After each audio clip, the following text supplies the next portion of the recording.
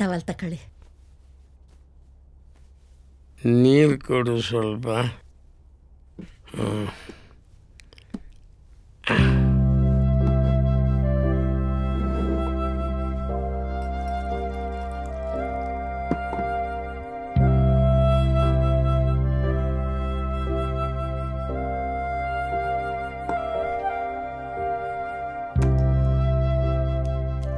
ಕೂತ್ಕೋ ಸಾವಿತ್ರಿ.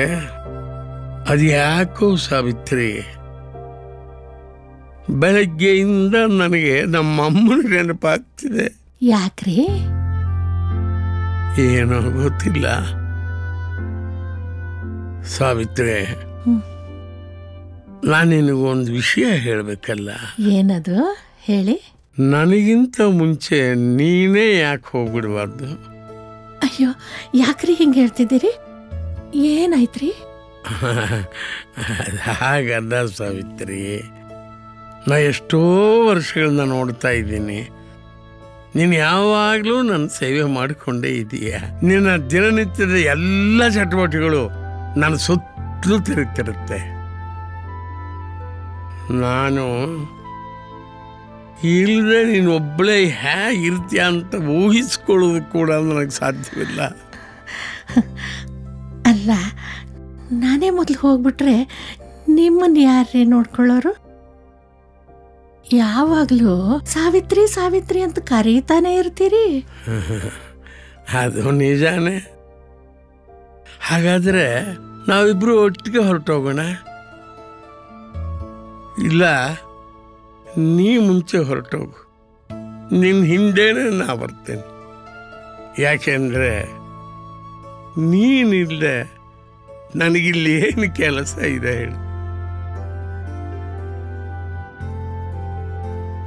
ಸ್ವಲ್ಪ ಮೆತ್ತಗೆ ಮಾತಾಡ್ರಿ. ಶ್ರೀಕಂಠು ಎಲ್ಲಾದ್ರೂ ಕೇಳಿಸ್ಕೊಂಡ್ರೆ ನೊಂದ್ಕೊಂಡಾನು.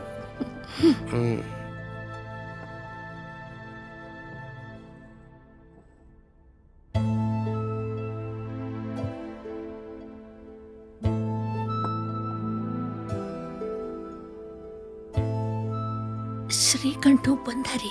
ದೀಪೋ ಬಾ. ಹಾಂ ಸರ್, ಬಂದೆ. ಮೇಲ್ಗಡೆ ಹೋಗೋಣ ಬಾ.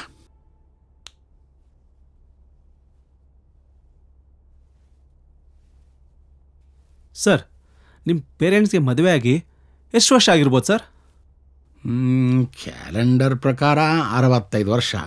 ಆದರೆ ಇವತ್ತು ಕೂಡ ಅವರಿಬ್ಬರು just married couple. Great sir. Sir, ನಿಮ್ಮ ಪೇರೆಂಟ್ಸ್ನ ನೋಡ್ತಾ ಇದ್ರೆ, ಅವ್ರು ಆಡೋ ಮಾತುಗಳನ್ನ ಕೇಳಿಸ್ಕೊತಾ ಇದ್ರೆ ನನಗೇನು ಅನಿಸುತ್ತೆ ಸರ್, ಅವ್ರು ಮದುವೆ ಆದಮೇಲೆ ಜಗಳನೇ ಆಡಿಲ್ವೇನೋ? ಏನೇ ಹೀಗೆ ಮಾತಾಡ್ತೀಯ? ಜಗಳ ಆಡದೇ ಇರೋ ಗಂಡ ಹೆಂಡತಿ ಅಂತ ಯಾರಾದರೂ ಇದ್ದಾರೇನೆ? ನಮ್ಮಪ್ಪ ಅಮ್ಮನೂ ಜಗಳ ಆಡ್ತಾರೆ. ಆದರೆ ನಮ್ಮ ಅಪ್ಪನ ವೀಕ್ನೆಸ್ಸು ನಮ್ಮ ಅಮ್ಮನಿಗೆ ಚೆನ್ನಾಗಿ ಗೊತ್ತು, ನಮ್ಮ ಅಮ್ಮನ ವೀಕ್ನೆಸ್ಸು ನಮ್ಮ ಅಪ್ಪನಿಗೆ ಚೆನ್ನಾಗಿ ಗೊತ್ತು. ಹಾಗಾಗಿ ಜಗಳ ಏನಿದ್ರು ಅವರಿಬ್ಬರ ಮಧ್ಯೆ ಅಷ್ಟೇ. ಕೂತ್ಕೋ, ನಮ್ಮ ತನಕ ಎಂದೂ ಬರಲ್ಲ.